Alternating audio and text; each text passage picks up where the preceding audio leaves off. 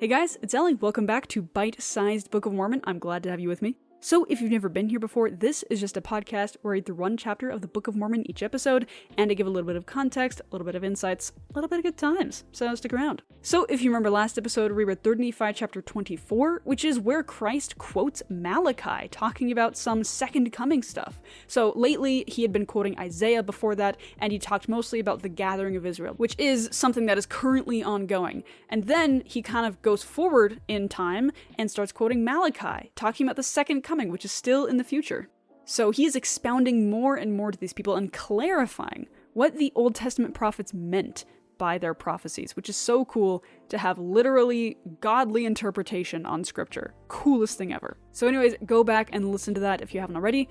But yeah, I think without further ado, we read the real short chapter, 3rd Nephi chapter 25.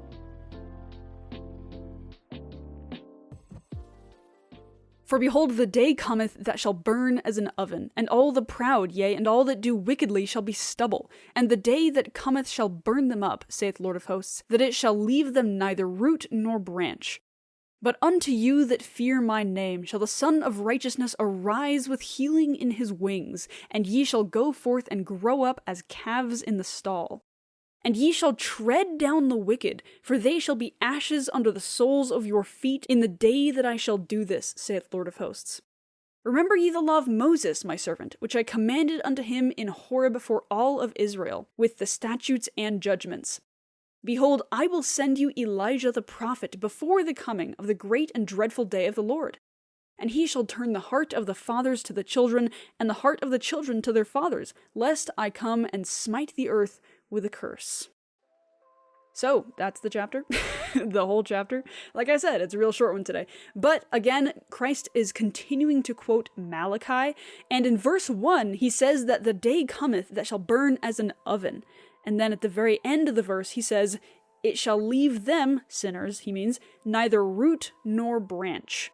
And I remember when I was a freshman at BYU. Now I'm graduated, it's been a while. But I have a note from when I was in my Book of Mormon class freshman year that explains this. Root nor branch means neither ancestors, roots, or posterity, which is branches. And so you will have no family. And remember, this is a very family-centered gospel. This is a very family-centered theology. And so not having that family is damning, truly. And it's bad, right? It really sucks. And it's the very same chapter where the last verse, in verse 5, says, behold, I will send you Elijah the prophet. And in verse 6, he shall turn the heart of the fathers to the children, and the heart of the children to their fathers. Which is often understood, at least in LDS thought, as the sealing power. And as the power that allows us to have eternal marriages, to seal us and bind us all together as families for eternity. And so the chapter starts by saying, well, the day of the second coming is going to be really bad for people that are wicked, and they will have neither root nor branch, they will have no ancestors and no posterity, and it ends by saying, Elijah will come and turn the heart of the fathers to the children and the children to the fathers. So we're talking about destroying families in the beginning and sealing eternal families in the end. So this is a very interesting chapter that's focused on, again, families. And also, like I said, verse 1 talks about the bad things that are going to happen to sinners, how they're going to be kind of burnt to a crisp, essentially. But verse 2 is kind of the other side of that coin. So that's what happens to sinners. But verse 2 talks about, but unto you that fear my name shall the Son of Righteousness arise with healing in his wings. That is a beautiful image. The Son of Man will arise with healing in his wings. That paints such a beautiful picture in my mind. I don't know about you, but that sounds kind of sick. That kind of implies that the power of the atonement will be available to us. Again, healing in his wings, at least in my interpretation, applies to the atonement.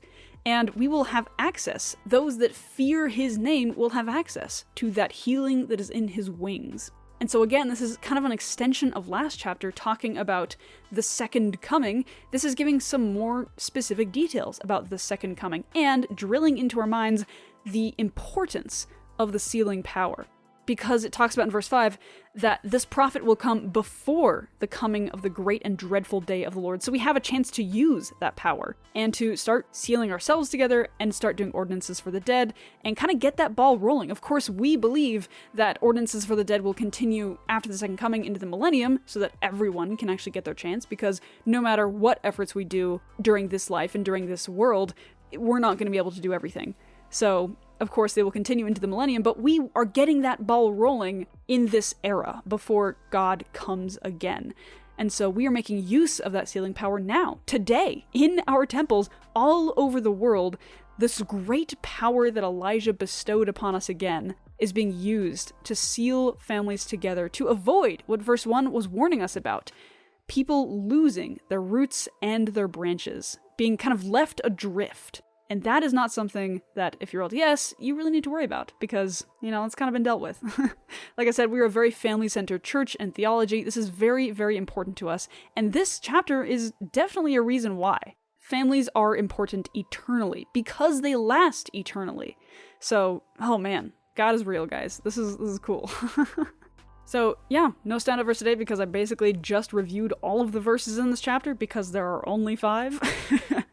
But, yeah, anyways. So yeah, that is the episode for today. I hope you enjoyed. This is definitely a short one, but again, it's sweet. It's full of doctrinal little biscuits.